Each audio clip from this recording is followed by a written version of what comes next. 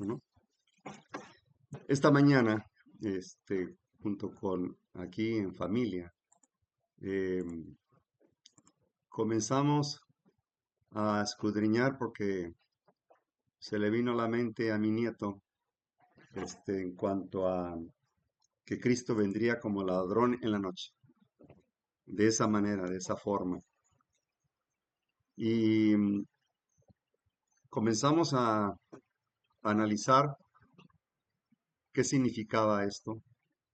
Algunos opinaron que se trataba de la segunda venida de Cristo, pero acordamos que si dice la palabra que todo ojo le verá, entonces no puede ser que venga como ladrón en la noche, porque si el dueño de la casa sabe que va a ser robada su casa, pues entonces velaría.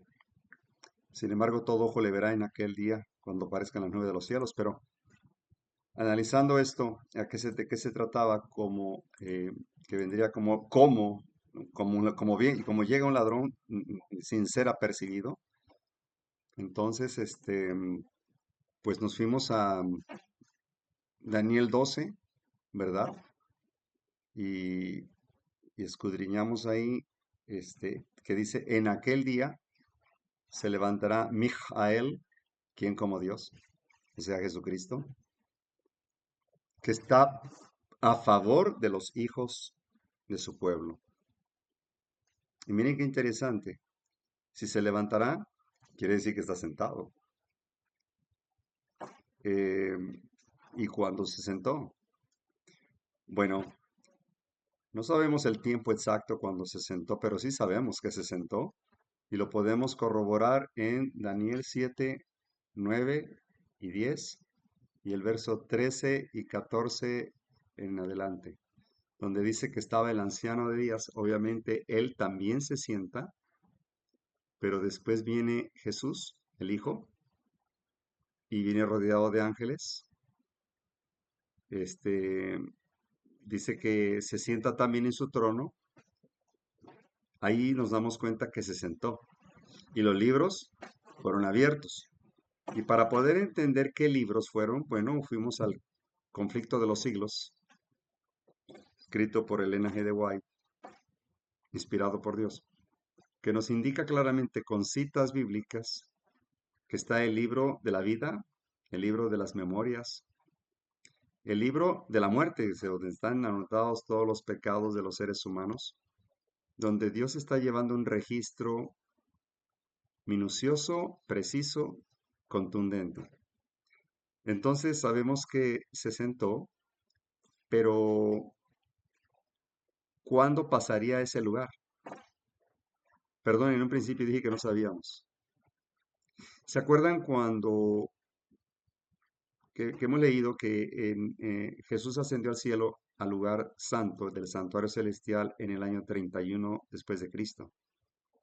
Él sube al lugar santo. Ok.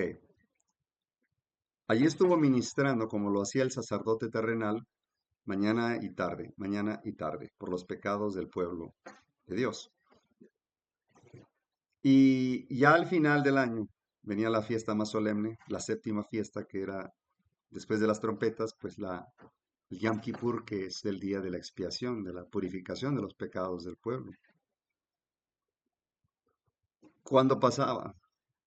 En otoño, siempre, en nuestro calendario, el 22 de octubre de 1844, tuvo un cumplimiento profético que está basado en Daniel 8:14, hasta 2300 tardes, que son años, según la interpretación eh, histórica bíblica de día por año, que empiezan a partir del 457 al 1844. Creyeron que Cristo vendría, hubo un gran chasco para aprobar a la iglesia. No se equivocaron en el conteo profético del tiempo, sino que en el evento. Cristo no vendría, sino que pasaba del lugar santo al lugar santísimo a hacer la obra de expiación, juicio investigador. Entonces el juez Se sentó y los libros fueron abiertos. Ahora sí ya sabemos, ¿verdad? ¿Cuándo fue? ¿Es correcto? ¿Saben que si nosotros hubiéramos predicado este método historicista, ya hubiéramos terminado la obra, no estaríamos aquí seguramente? Nosotros mismos hemos retenido la segunda venida de Cristo. ¿Podríamos acelerarla? Sí. La inspiración dice que podemos apresurar la venida de Cristo, pero hemos sido negligentes, hemos sido demasiado lentos, tardos, y, y esto ha retrasado a Cristo. Parece ser que la iglesia de Cristo no quiere que Él vuelva pronto, porque hacen grandes planes para el futuro. Y miren qué interesante, el santuario es el fundamento de nuestra fe. Con el método de la explicación del santuario, nada más con el libro de Hebreos, luego recurriendo a Daniel, la profecía, y Apocalipsis, la revelación. Hermanos, más que suficiente. Precisos, sin tanto palabrerío, sin tanto rollo, habríamos explicado cómo funciona el servicio sacerdotal de Cristo. Así que cuando Él se levante, nadie se enterará que ya terminó la gracia y que no habrá perdón para nadie. Ya no habrá mártires, las plagas estarán cayendo.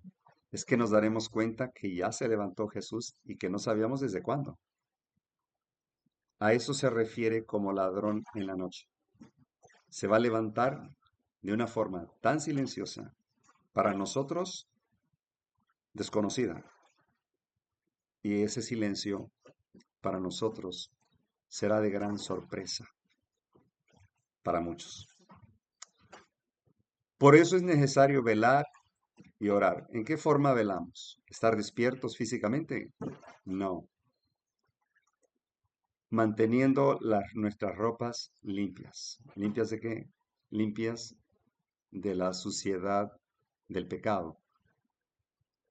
Y, y velando para que nadie tome nuestra corona, porque no está asegurada, es condicional. Aunque la salvación es gratis, totalmente gratis, tiene condiciones. No todos pueden echar mano de la vida eterna. Es por medio de Cristo que se da ese gran privilegio mediante sus méritos. Y analizamos al final de cuentas que qué hermoso mensaje nos vino así espontáneo, y, y comprendimos mejor cómo la Biblia se interpreta por sí sola, con el método historicista. Ahora bien, lo que estamos contemplando en estas diapositivas, en quién está fundada la Iglesia de Jesucristo, es importante aclarar, pero siempre con las Sagradas Escrituras. Mateo 16 dice, viniendo Jesús a la región de Cesarea de Filipo, preguntó a sus discípulos diciendo, ¿quién dicen los hombres que es el Hijo del Hombre? Unos dijeron Juan el Bautista, otros contestaron Elías, y otros dijeron Jeremías, o alguno de los profetas. Él les dijo, ¿y vosotros, en quién decís que soy yo? Y respondiendo Simón Pedro dijo, tú eres el ungido, el Cristo, el Mesías, el Hijo del Dios vivo.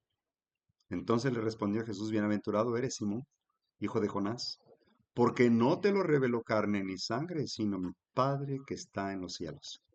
Y yo también te digo que tú eres Pedro.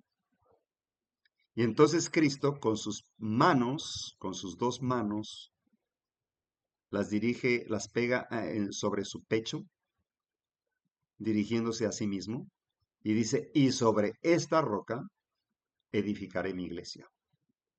Y las puertas del infierno, del Hades, no prevalecerán contra ella.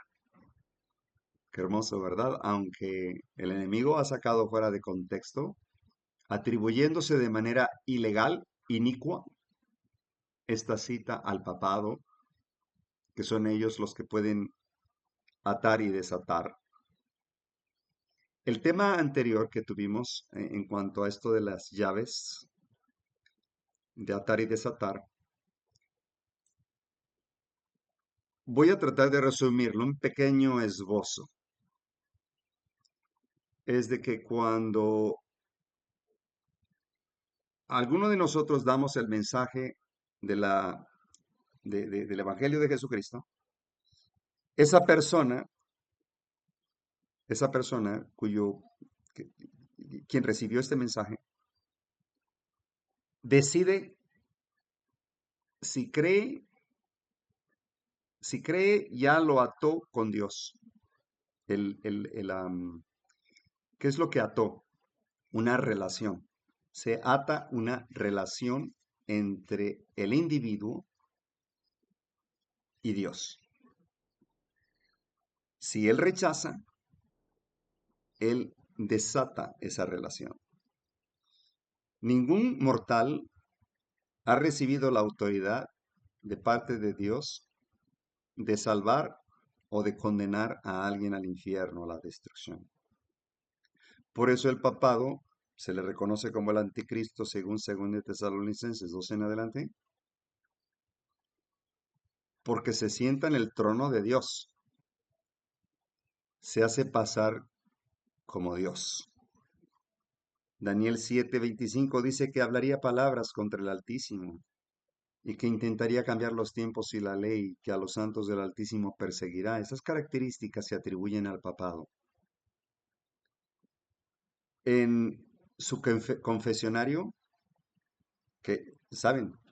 El confesionario católico fue el, el origen de las agencias de investigación como el FBI, la CIA, y todas las agencias en el mundo de investigación son controladas por los jesuitas. Ese fue el propósito del confesionario, de poder tener acceso mediante falsos testimonios de víctimas para el papado, para que el papado los destruya. Entonces, si ellos confiesan a alguien y determinan quién se va a salvar, cuando bautizan ellos con aspersión, cuando confiesan a alguien y le dicen, ego te absolvo e peccatis tuis, yo te absuelvo de tu pecado, cuando esa persona, ese sacerdote, absuelve o perdona los pecados de un hombre o una mujer, está decidiendo quién se salva y quién se pierde. Es decir, está ocupando el lugar de Dios. Y eso no le corresponde a ningún mortal. El hombre no está preparado para recibir confesiones de feligreses, porque nuestra mente es muy delicada. La mente solo piensa lo que conoce. Y cuando comienzan a pensar de todos los pecados que han cometido esas personas que fueron a confesarse, ese sacerdote ya no queda bien o en sus cabales mentales, queda desorientado psicológicamente. Terminan con los psiquiatras y si no van al psiquiatra, terminan violando niños, llevando a cabo sus fantasías que escucharon de los confesores. Y todos se tienen que confesar, hasta el Papa tiene un confesor. Bien, creo que me amplié demasiado. Regresemos entonces a sobre esta roca edificaré. ¿A quién se refería Jesús? A él mismo, pero vamos a analizar. Y yo también te digo que tú eres Pedro. Petros, una piedra pequeña. Petra es una rocallosa grande. Así que Jesús se señala a sí mismo sobre su pecho, obviamente no lo vimos, pero esto se prestó a malas interpretaciones y las puertas del infierno no prevalecerán contra ella. Es decir, ¿quién es el que puede librar del infierno? No puede ser Pedro, porque él lo negó 3 veces. Cristo no pudo fundar su iglesia en un hombre, primero que nada porque Pedro era el más falible. Negó a Cristo en el mar de Galilea, se hundió. Lo negó 3 veces. De hecho, a Pedro no le convenció nada sobre Jesucristo. ¿Qué fue lo que le convenció a Pedro? Vio cuando Jesús sanó a su suegra, no lo conmovió. Vio cuando resucitó muertos y expulsó demonios, no lo conmovió. ¿Qué fue lo que conmovió a Pedro? Cuando Jesús le dijo, tira la red del lado derecho, Pedro se negaba porque no era la hora para pescar. Y cuando obedeció, la red se rompía de tantos peces, tantos pescados. Así que él dijo, pues seguramente pensó que se iban a hacer ricos, que se iban a hacer millonarios, porque ahora ya tenían la clave para el éxito. Eso fue lo que conmovió a Pedro, sí. O sea, ahora, Pedro estaba convencido, sí. ¿Estaba convertido Pedro? No, no estaba convertido, porque él estaba pensando terrenalmente en dinero. Y lo abrazó y le dijo, apártate de mí, Señor, pero no lo dejaba ir, ¿verdad? Soy hombre pecador. Sin embargo, después lo negaría 3 veces. Pedro, al igual que los demás discípulos, creían que cuando Cristo fue crucificado era el fin de, de la obra del Evangelio de Jesucristo. Así que no podría Dios confiar en un hombre que era falible. Sin embargo, el papado se declara ser infalible, o sea, que no se puede equivocar. ¿Acaso no también está ocupando el lugar de Dios con esa intención, con esa pretensión? Porque nadie puede poner otro fundamento que el que está puesto, el cual es Jesucristo. Y sobre esta piedra, dijo Jesús, edificaré mi iglesia, en la presencia de Dios y de todos los seres celestiales, en la presencia del invisible ejército del infierno. Cristo fundó su iglesia sobre la roca viva. Esa roca es Él mismo, su propio cuerpo quebrantado y herido por nosotros contra la iglesia edificada sobre ese fundamento. No prevalecerán las puertas del infierno. Esto está en el deseado de todas las gentes. Cuando el Salvador preguntó a sus discípulos, ¿y vosotros quién decís que soy? Pedro dijo, pues tú eres el Hijo de Dios. Cristo dijo, sobre esta roca, no sobre Pedro, sino sobre el Hijo de Dios edificaré mi iglesia. Entonces, am, miembro de iglesia, miembro de iglesia o discípulo de Cristo. De cierto os digo, el que en mí cree las obras que yo hago, hará él también, y aún mayores, porque voy al Padre, dice el Señor. Mayores en dimensión, mayores en dimensión. Luz, por favor. Mayores en dimensión. Si alguno viene a mí y no aborrece a su padre y madre y mujer e hijos, hermanos, hermanas y aún también su propia vida, no puede ser mi discípulo. En esta traducción hay un grave error. ¿Cómo Dios, el Dios de amor, puede pedir a alguien que tiene que aborrecer a su padre? Se ha ido distorsionando en las traducciones. Hay que recordar que la Biblia fue traducida al griego, al hebreo y algunas partes al arameo, en el idioma arameo. Entonces, para que llegara a nuestro idioma, pues tuvo que pasar eh, por un proceso, ¿verdad? En la cual se confundió en el lenguaje. Se trata de aborrecer estar sujetos a los padres cuando ya uno tiene libertad y conciencia y puede ser instrumento para Dios. No podemos aborrecer al Padre cuando dice el quinto mandamiento, honra a tu padre y a tu madre. Entonces Dios estaría contradiciendo. Dijo entonces Jesús a los judíos que había creído en él, si vosotros permanecéis en mi palabra, seréis verdaderamente mis discípulos. La vida eterna vale más que cualquier sacrificio. Y Jesús dijo, así pues, cualquiera de vosotros que no renuncia a todo lo que posee no puede ser mi discípulo. ¿Se dan cuenta lo que acabo de decir? El que no hace nada, sino que espera ser impulsado por algún ser sobrenatural, esperará en la inacción y en la oscuridad.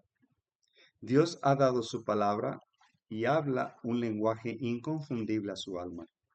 ¿No es la palabra de su boca suficiente para mostrarle su deber e instarlo a que lo haga? Cristo no vino a buscar miembros de iglesia. No dijo, hey, acepta mi evangelio, congrégate en una religión y ahí te voy a salvar. Cristo vino a buscar discípulos, hombres y mujeres que estuvieran dispuestos a conocer a Cristo en persona y caminar con Él. Hombres y personas, hombres y mujeres que estuvieran dispuestos a amar más a Dios y hacer su voluntad que el mundo y sus pasiones. O sea que Dios necesitaba quitar a José de la protección paternal, porque así no, así como era un niño chiqueado, mimado, no iba a llevar a cabo el proyecto que Dios tenía para José. Tremendo proyecto que no cualquiera pudo llevar, que por medio de José salvó a las 12 tribus. Impresionante, ¿verdad? Satanás quería destruirlos por medio de una hambruna, y Dios aprovechó de esa hambruna, sacó un beneficio. Así que José no iba a llevar a cabo ese proyecto. Igual Moisés. Moisés no iba a llevar a cabo ese hermoso, gran proyecto de rescatar por medio de Jehová al pueblo de Israel prisionero en Egipto. Tenía que ser ese proceso de dolor, de separación de su madre, que al final de cuentas fue una gran bendición porque ella terminó amamantándolo. Pero pasó por, fíjense nada más, una vez que él tiene que declarar que es hijo del dios Ra en Egipto, se acordó de las palabras de su madre, quien no nada más lo amamantó de leche, sino de la palabra que sale de la boca de Dios, explicándole que Dios tenía un plan para Moisés y que no creyera que él era egipcio, que entendiera que también era hebreo. Nunca se le olvidó. Así que ya sabemos parte de la historia para poder, de ese corazón de piedra que tenía Moisés, duro al estilo egipcio, tuvo que irse a la montaña, a Madián, y 40 años como pastor de ovejas para suavizar su corazón, ¿verdad? 40 años. Así que Dios comenzó a utilizarlo, pero fue a través del cincel del artífice maestro, ese que duele cuando nos arrancan nuestras costumbres, nuestras modas, nuestra forma de vestir, nuestra forma de pintarnos, de colgarnos joyas, donde sabemos que Dios busca el atuendo del cristiano está en el corazón, en la mente, en el carácter, porque lo exterior se pierde. Sin embargo, lo interior prevalece, ya para bien o ya para mal. Y eso de los adornos, del atuendo de los mundanos que se ponen aretes en los nariz o en las cejas o en los pezones o en los labios, en la lengua o en otras partes privadas, esto viene de Egipto. Ellos clasificaban a los esclavos según su función, según su trabajo, que tenía mucha relación con esclavitud o con prostitución. Y así se marcaban a los esclavos. Y así se usó también antes de la Edad Media, en la época de la esclavitud. Se les ponía una argolla en la nariz, como salvajes esclavos. Y ahora es una moda. Entonces, se han copiado todas esas modas que, ¿quiénes son los que están inventando cada moda? Pues son los sodomitas, los homosexuales, son los dueños de las ideas de las nuevas modas, las nuevas tendencias de la vestimenta. Entonces, hay que hacer un cambio, hay que ir haciendo cambios. Quizá no todos aceptamos así como de trancazo, ¿verdad? Pero se tienen que hacer, porque eso es lo que significa seguir a Cristo. Porque Él dijo, cualquiera que haya dejado casa, hermano, hermana, padre, madre, mujer, hijos o tierras por mi nombre, recibirá 100 veces más y heredará la vida eterna. Ahora vamos a comprender aquí, porque texto sin contexto es pretexto. Así hay un marido que abandona a su esposa y sus hijos porque va por el Evangelio y los abandona. ¿Será esto que se refiere este versículo? ¿Será que el hombre dejará a sus padres enfermos por irse a predicar el Evangelio? ¿Moribundos? No. Se trata de un contexto más espiritual. Cualquiera que haya dejado casa se refiere propiedad. ¿Qué fue lo que le dijo a Abraham? Jehová, cuando Abraham vivía en Babilonia y su padre Taré, adoraba ídolos y era, y era evangélico, pero adoraba ídolos. Le dijo, sal de tu casa, o sea, tu propiedad privada, sal de tu familia porque no me quieren, no me adoran, no me sirven, y sal de tu sociedad civil, de tu territorio. ¿Se dan cuenta? A un lugar que yo te voy a mostrar después.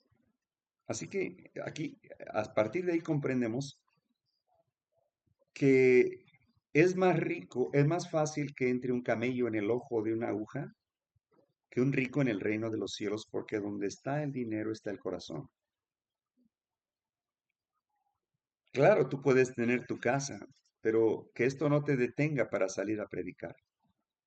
Claro que puedes conservar tus hermanos o tus padres, pero esto que no sea un obstáculo para que tú prediques el Evangelio de Jesucristo. Aquí está la recompensa para los que se sacrifican por Dios. Reciben 100 veces más en esta vida y también heredarán la vida eterna. Pero muchos primeros serán postreros y postreros primeros. Se me mostró, dice la inspiración, aquellos que reciben la verdad pero no viven de acuerdo con ella, se aferrarán a sus posesiones y no están dispuestos a distribuir parte de sus bienes para hacer progresar la causa de Dios. ¿Se acuerdan lo de Joseph Bates, que vendió su barco y su casa por el Evangelio, y cómo Dios pasó por una prueba bien difícil que no todos podemos pasar? Llegó a lo rock bottom, ¿no? Como se dice en inglés, a topar con roca, de tal manera que ya no tenían que comer. Gastó su última monedita para un pequeño puñito de harina. Eso fue todo lo que tenía. Gracias a Dios que le tocó una mujer noble que le soportó, porque cualquier otra mujer lo hubiera botado. Vete, ya no tienes nada, ya no tienes para los frijoles, ya no tienes para el maíz. ¿Se acuerdan la mujer de Lot? La mujer de Job le dijo, maldice a Dios y mátate. Todo lo contrario, ¿no? O sea, hay mujeres buenas como hay mujeres malas, igual entre los hombres. Hay de todo en la viña del Señor. Vamos a leer. No tienen fe para aventurarse y confiar en Dios. Su amor a este mundo absorbe su fe. Dios pide una parte de sus bienes, pero ellos no le obedecen. Razonan que han trabajado duramente para obtener lo que poseen, de modo que no pueden prestarlo al Señor, porque temen padecer necesidad. Hombres de poca fe, dice Lucas 2:28. El mismo Dios que cuidó a Elías en tiempo de hambre, no dejará abandonado a ninguno de sus hijos abnegados. El que tiene contado los cabellos de la cabeza de sus hijos abnegados, los cuidará y los sustentará en el día cuando haya hambre. Mientras los malvados perezcan a su alrededor por falta de pan, su pan y su agua estarán seguros. Me gusta Dios. Los que sigan aferrándose a su tesoro terrenal y no dispongan en forma adecuada de lo que Dios les ha prestado, perderán su tesoro en el cielo y también la vida eterna. ¿A qué se refiere con toma tu cruz y sígueme? Porque el que no lleva su cruz y viene en pos de mí, no puede ser mi discípulo. Lucas 14:27. Muchos Serían seguidores de Cristo si Él descendiera de la cruz y se presentara ante ellos en la forma que ellos desean.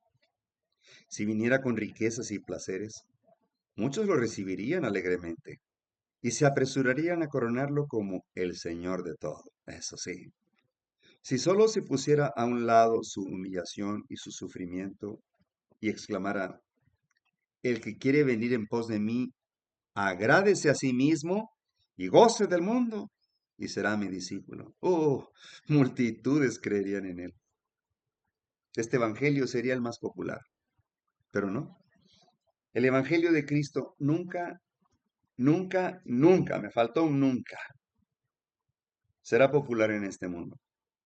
Mientras el ser humano considere más importante los asuntos de este mundo que los del cielo. O sea que los seguidores de Cristo tienen que seguir las huellas de Cristo. Tienen que renunciar a este mundo y caminar por la senda angosta. Así que escuche y siga la voz de Cristo.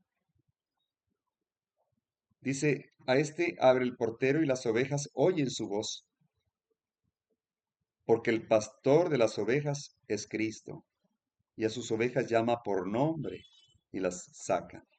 Y cuando ha sacado fuera todas las propias, va delante de ellas, y las ovejas le siguen porque conocen su voz.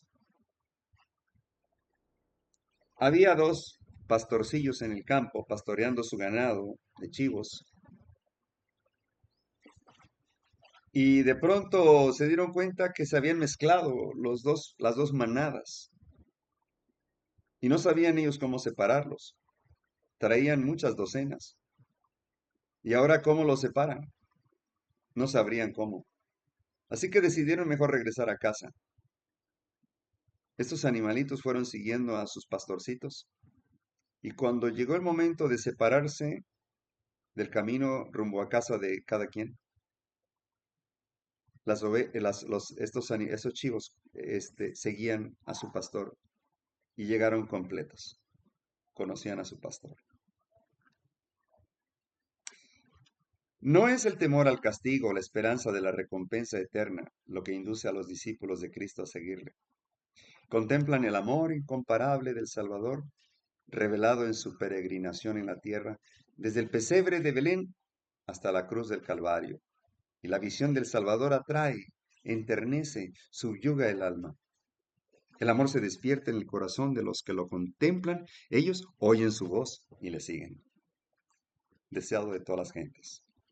Entra por la puerta estrecha de la abnegación, porque ancha es la puerta y espacioso el camino que lleva a la perdición. Muchos son los que entran por ella. Cristo nos invita a entrar en la senda angosta de la abstinencia, de la abnegación, donde cada paso significa esto, abnegación. Nos invita a estar en pie sobre la plataforma de la verdad eterna y luchar tesoneramente por la fe dada una vez a los santos. Caminando por el camino angosto. Angosto es el camino que lleva a la vida y pocos son los que la hallan, porque muchos son llamados y pocos los escogidos. Mateo 7:14.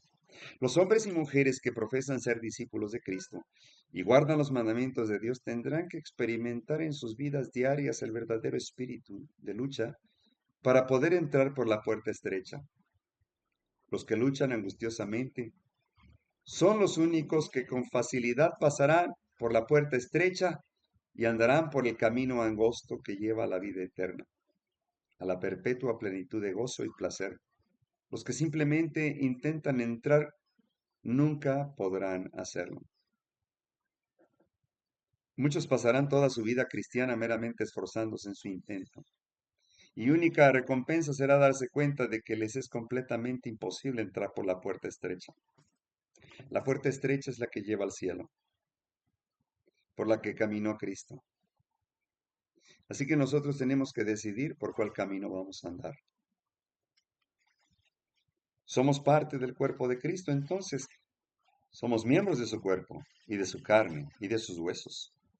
Efesios 5:30. El llamado de Cristo al sacrificio y a una entrega sin reserva significa la crucifixión del yo, el yo.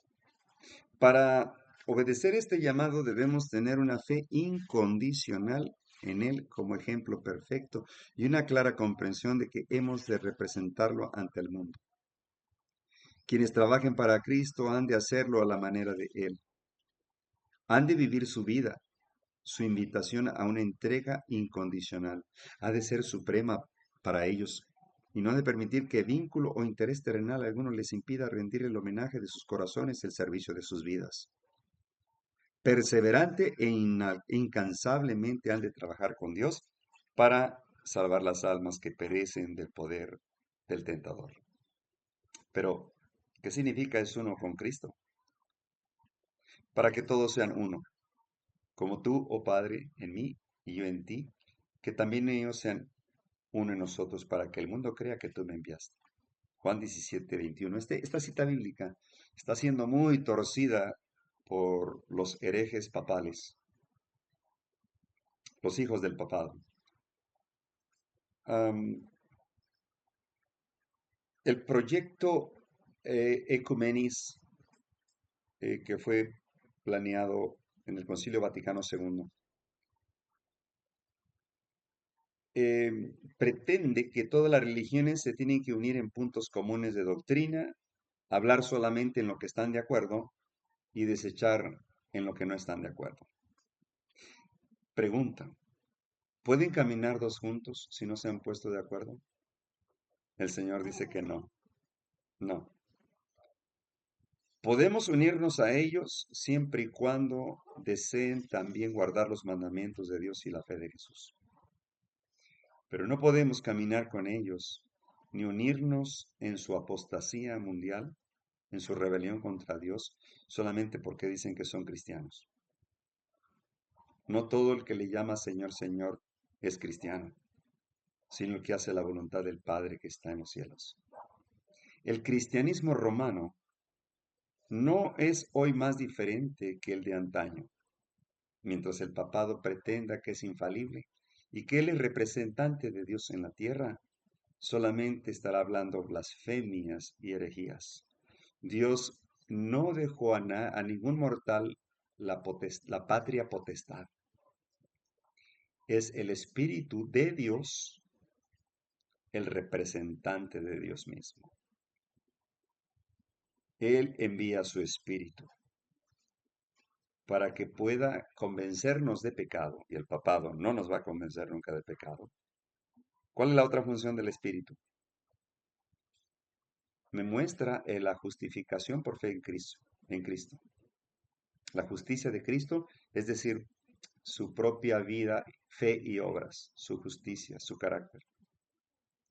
Y luego me lleva a juicio y me hace entender que hay un juicio investigador en estos momentos y que debemos comportarnos como quien va a ser procesado muy pronto ante un juez. Tremendo. Entonces, el ser uno, el Padre y el Hijo son uno en propósito, uno en carácter, uno en pensamientos, uno en proyectos. Por eso son uno. Pero el Padre y el Hijo son dos cuerpos diferentes, dos seres diferentes, separados, pero unidos en propósitos. Admirable declaración. La unidad que existe entre Cristo y sus discípulos no destruye la personalidad de ninguna de las partes. Son uno en propósito, en mente, en carácter, pero no personas. Así es como Dios y Cristo son uno. Que comas y bebas de la sangre de Cristo. Jesús les dijo, de cierto os digo, si no comiereis la carne del Hijo del Hombre y bebereis su sangre, no tenéis vida en vosotros. Porque el que come mi carne y bebe mi sangre tiene vida eterna, y yo le resucitaré en el día postrero.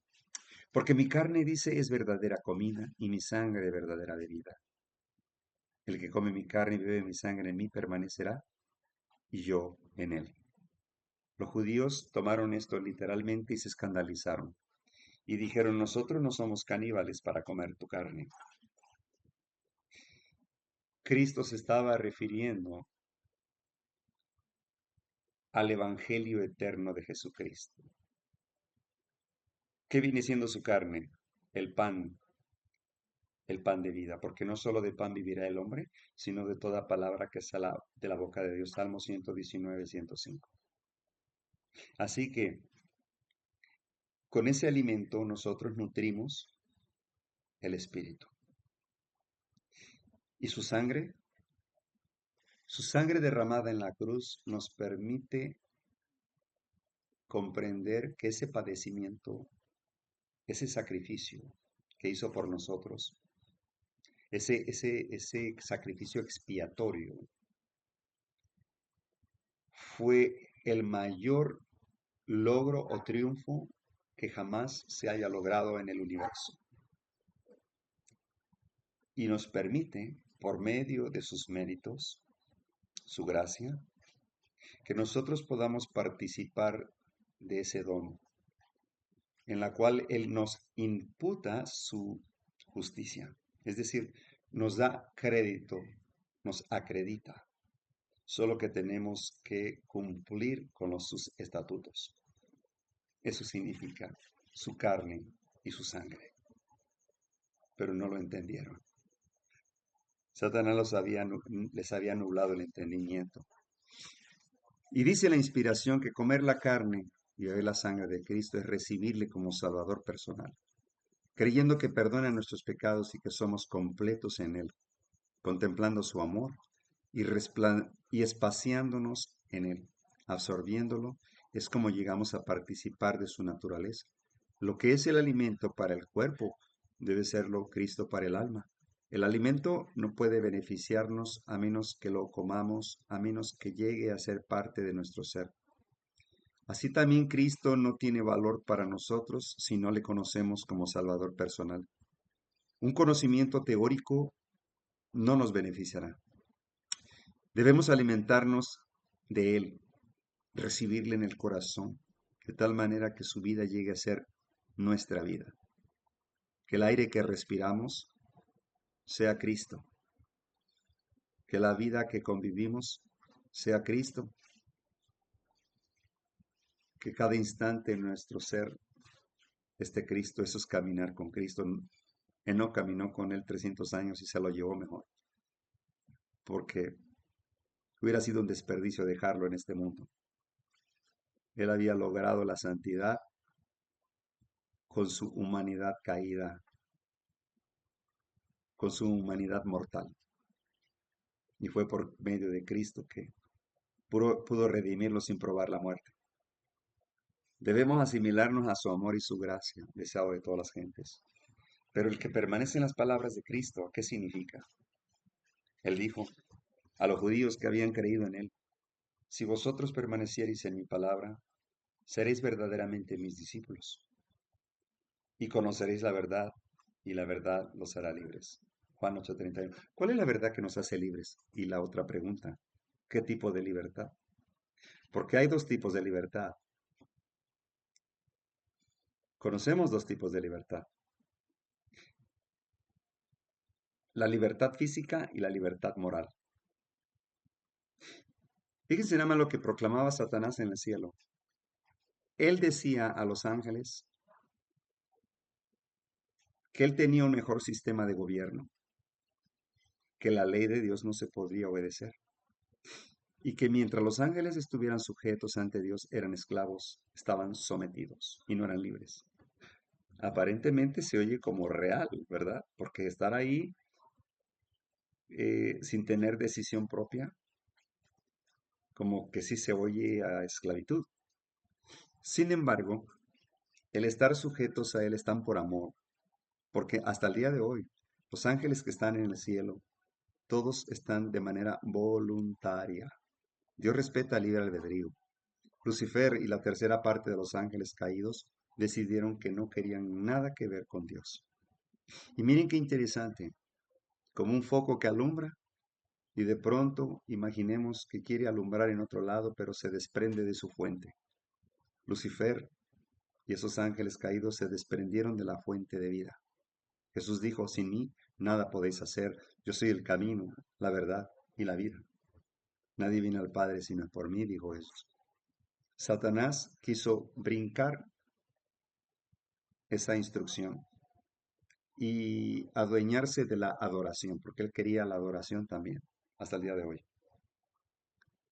Entonces instó a los ángeles a que se rebelaran contra Dios. Y ya había logrado, dice la historia de la redención de Elena G. de White, que había logrado la mitad de los ángeles, como la arena del mar.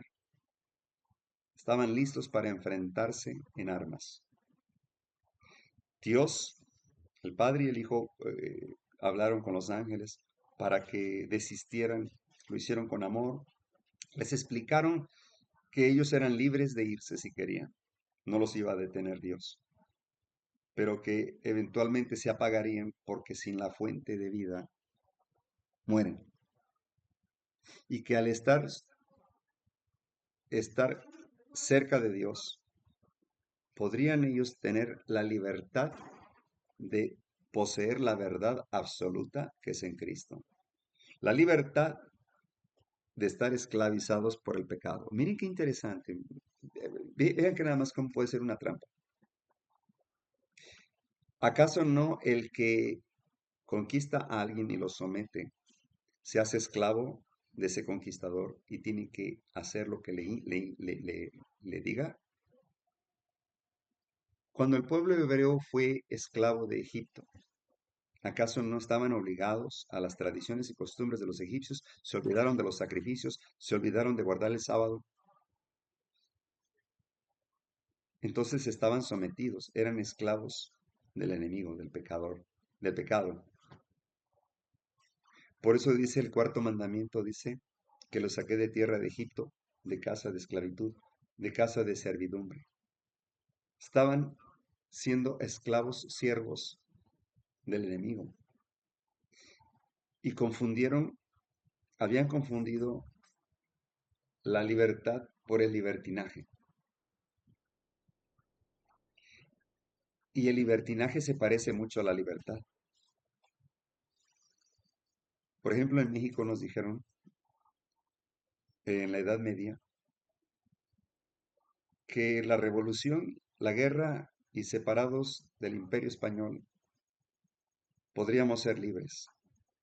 Sin embargo, los supuestos caudillos libertadores, que eran dos sacerdotes jesuitas, Miguel y Costilla, y Miguel Hidalgo y Costilla, y José María Morelos y Pavón, eran dos sacerdotes jesuitas que declararon la guerra al ejército español porque estos estaban controlando las tierras y cobraban impuestos.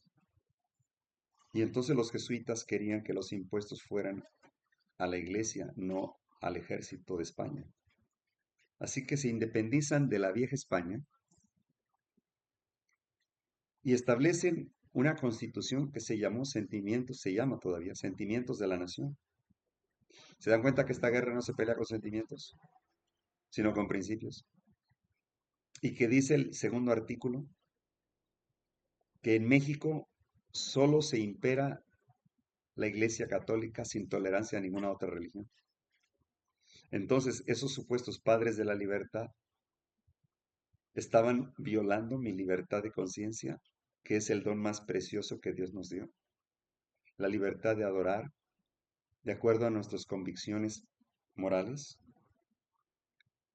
Podrían tener la libertad de tatuarse su cuerpo, podrían tener la libertad de viajar de una ciudad a otra ciudad, físicamente hablando, pero no podrían tener la libertad de guardar los mandamientos de Dios y la fe de Jesús. ¿Se dan cuenta cómo es engañosa la libertad? Estados Unidos, por ejemplo, que dice que practica la democracia. ¿Saben que los griegos, había un bloque liberal de griegos que honraba al dios Demos, y Demos es demonio? Cracia, el sistema de los demonios, la democracia, investíganlo. Entonces, ¿qué es lo que está predicando el papado? Libertad religiosa. Cuidado con esa palabra. Es la libertad que tiene ahora el papado para imponer sus doctrinas como la ley dominical. A eso se refiere. Y lo que fuera la Santa Inquisición, hoy lo conocemos como el Dicasterio de la Fe, y que está dirigido por el cardenal Dolan y el obispo Barron, que son jefes de ese departamento dentro de la Casa Blanca y que son jefes directos del doctor adventista del séptimo día, Ben Carson. Increíble, pero cierto. Ahí tenemos un Acab a las puertas, a la puerta de Jezabel. Unión, iglesia y Estado. Y esto me recuerda mucho a Herodes, quien fue señalado por Juan el Bautista de que estaba pecando al tomar la mujer de su hermano. Miren qué interesante, un siervo de Dios amonestando al poder civil. El primer Elías que hizo amonestó al poder civil, perdón, a la ramera, la iglesia ramera, Babilonia, espiritual del pasado, en su época, claro. ¿Y a quién más? Y Acab el apóstata, un líder del pueblo de Dios, apóstata. El segundo Elías, Juan el Bautista, haría lo mismo, pero ahora también desenmascararía, señalaría los pecados del poder civil, que se une a la ramera. En ese momento, ¿quién era la ramera? Herodías. ¿Mamá de quién? De Salomé. Sin embargo, Herodías, que representa a Babilonia o la ramera, no podría dar la orden de la destrucción del pueblo de Dios representado por Juan el Bautista. Tenía que recurrir al poder civil, a Herodes, pero ¿cómo lo haría? Tendría que recurrir a su hija. Y así fue cuando le cortaron la cabeza a Juan Bautista. Ahora, ¿qué representa esto para nosotros? Que la Iglesia Católica, el papado, me refiero no a los católicos, amo a los católicos, al papado,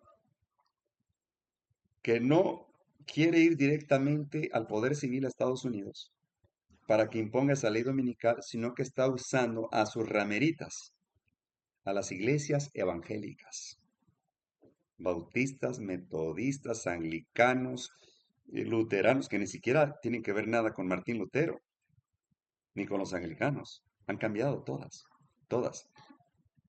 Y son los evangélicos que representan el falso profeta. ¿Recuerdan? Tres espíritus a manera de rana, el dragón, la bestia y el falso profeta, que está representado por los evangélicos apóstatas, que están impulsando, presionando al poder civil, al presidente de los Estados Unidos, que imponga una ley dominical. Y recuerden que la la adoración en domingo es la marca de la bestia de Apocalipsis 13, y la Iglesia Católica declara que es una institución, una marca de ellos. Y los evangélicos que guardan el domingo o rechazan el sábado semanal están honrando una institución papal. Qué interesante. Cómo es que el evangelio lo vas comprendiendo un poco mejor? Es interesante. Pues quieren prendan el aire, por favor. La única condición bajo la cual es posible la libertad del hombre es que éste llegue a ser uno con Cristo. La verdad os libertará y Cristo es la verdad. El pecado puede triunfar solamente debilitando la mente y destruyendo la libertad del alma. La sujeción a Dios significa la rehabilitación de uno mismo, de la verdadera gloria y dignidad del hombre, la ley divina a la cual somos inducidos a sujetarnos. Esta es la ley de la libertad. O sea, estamos libres de practicar el pecado. Somos libres de que si uno quiere practicarlo, y también a la vez tenemos la libertad de decir, no lo practico. Y esa es la libertad, de que uno pueda decidir si hace el bien o hace el mal, porque Dios no va a obligarnos, tampoco va a obligarnos a hacer el bien. Cada quien va a actuar de acuerdo a los dictados de su conciencia, porque el pecado es una manifestación externa del cuerpo que está en pugna contra la ley de Dios. Así que la libertad en Cristo somos libres de la muerte. ¿Escucharon bien? Libres de la muerte, porque Jesús la venció por nosotros. y para nosotros. Libres del pecado. Podemos rechazarlo sin que el enemigo nos obligue. Libres para obtener la vida eterna. Libres para caminar con Cristo y guardar sus mandamientos y la fe de Jesús. Esa es la verdad absoluta que proviene de Dios. Vencer por el poder de Cristo. Todo aquel que es nacido de Dios deja de practicar el pecado porque su semilla, su simiente de Dios permanece en él. Y no puede pecar porque ya es nacido de Dios. 1 Juan 3:9. El que es nacido de Dios no practica ya más el pecado. Siente que ha sido comprado por la sangre de Cristo y que está sujeto por los votos más solemnes a glorificar a Dios, tanto en su cuerpo como en su espíritu, los cuales pertenecen a Dios. El amor al pecado y el amor propio están en sujeción en su ser. Diariamente se pregunta, ¿qué pagaré a Jehová por todos sus beneficios para conmigo? Salmo 116:12. Señor, ¿qué quieres que haga? El verdadero cristiano nunca se quejará de que el yugo de Cristo es una mortificación. Considera el servicio a Jesús como la libertad más plena. La ley de Dios es su delicia. En lugar de procurar rebajar los mandamientos divinos para que coincidan con sus propias deficiencias, se esmera constantemente para colocarse al nivel de la protección de ellos.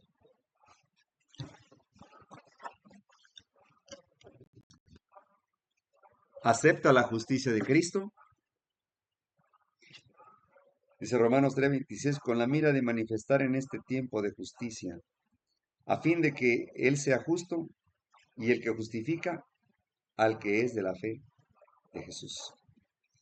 Aquí está la verdad presentada con toda claridad. Esa misericordia y bondad son totalmente inmerecidas. La gracia de Cristo ha de justificar gratuitamente al pecador, sin mérito ni pretensión de parte de él. La justificación es el perdón total y completo del pecado. En el momento en que el pecador acepta a Cristo por la fe, es perdonado. La justicia de Cristo le es imputada. Ya no ha de dudar de la gracia perdonadora de Dios. No hay nada en la fe que le convierta en nuestro Salvador. La fe no puede eliminar nuestra culpa. Cristo es el poder de Dios para salvación a todos los que creen. La justificación nos alcanza por los méritos de Jesucristo. Él pagó el precio de la redención del pecador, pero solo mediante la fe en Jesús, en su sangre, puede Jesús justificar al creyente. Por fe, guarda los mandamientos de Cristo y tiene la fe de Jesús. Dice Apocalipsis 22:14. Aquí está la paciencia de los santos, los que guardan los mandamientos de Dios y tienen la fe de Jesús. Los hombres harán uso de todos los medios para atenuar la diferencia entre los adventistas del séptimo día y los observadores del primer día de la semana. Dice la inspiración, me fue presentada una compañía que, a pesar de llevar el nombre de adventistas del séptimo día, aconsejaban que el estandarte que nos hace un pueblo singular no se destacase tanto, pues alegaban que no era el mejor proceder para dar éxito a nuestras instituciones. ¿Acaso no han oído esto entre las iglesias adventistas nominales? Lo he escuchado varias veces. Que no hay que ser tan exagerados, que no hay que ser tan fanáticos con lo del sábado. Oh, sí, lo he escuchado. Pero este no es el momento de arrear nuestra bandera o avergonzarnos de nuestra fe. El estandarte distintivo, descrito con las palabras, aquí está la paciencia de los santos, los que guardan los mandamientos de Dios y la fe de Jesús, debe flamear sobre el mundo hasta el fin del tiempo de gracia. Al paso que han de aumentarse los esfuerzos para avanzar en diversas localidades. No debe encubrirse en modo alguno nuestra fe con el fin de obtener patrocinio. La verdad ha de llegar hasta las almas que están a punto de perecer, y si de alguna manera ello es impedido, Dios queda deshonrado y la sangre de las almas estará sobre nuestras vestiduras, porque seremos culpables de su perdición también por no haber cumplido con la instrucción divina. Pero entonces tienen el testimonio de Cristo. ¿Recuerdan Apocalipsis 12:17? Las características de la iglesia verdadera. Dice que el dragón, Satanás, se llenó de ira contra la iglesia, la mujer, y se fue a hacer guerra contra el resto de la descendencia de ella. ¿Quiénes son? Los que guardan los mandamientos de Dios, incluyendo el sábado semanal, y tienen el testimonio de Jesucristo. Ahí están las características. No todas las iglesias van a ser perseguidas, son solamente los que guardan los mandamientos de Dios. Saben, Satanás puede hacer casi todos los milagros habidos y por haber, hasta descender fuego del cielo, imitar el Espíritu Santo, sanar, enfermar, destruir, pero no puede guardar los mandamientos. Le estorba a partir del primero, porque el primero dice: no tendrás dioses ajenos delante de mí, y él quiere ser Dios. Tenemos los mandamientos de Dios y testimonio de Jesucristo, que es el espíritu de profecía, que más inapreciables han de hallarse en la palabra de Dios. Seamos miembros de iglesia, edificamos sobre la roca, que es Cristo. La obra del pueblo de Dios consiste en prepararse para los acontecimientos del futuro y los que pronto los sobrecogerán con fuerza abrumadora. Hermanos, aquí vamos aterrizando, porque entonces hay que hablar sobre el nuevo vino para los últimos días. El vino que representa también la sangre de Cristo. Y los odres que tienen que estar nuevos, porque el odre viejo se cuartea y puede filtrar el vino, ya no puede conservarse ahí el jugo de uva recién exprimido. Así que tenemos una gran tarea que hacer. Hacer la voluntad del Padre que está en los cielos.